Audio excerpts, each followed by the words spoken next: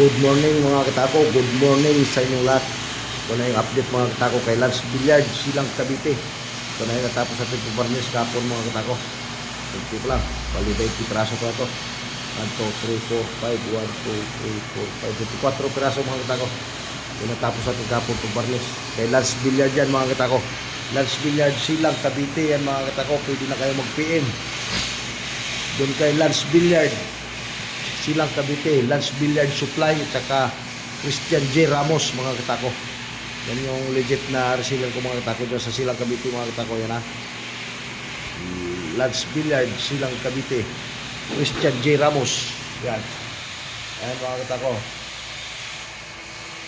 Puro bay damok yan. Yan, maganda yan mga katako.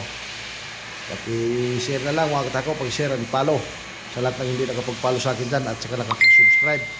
Maraming salamat sa inyong lahat mga katako. Paki-subscribe na lang mga katako sa YouTube channel ko.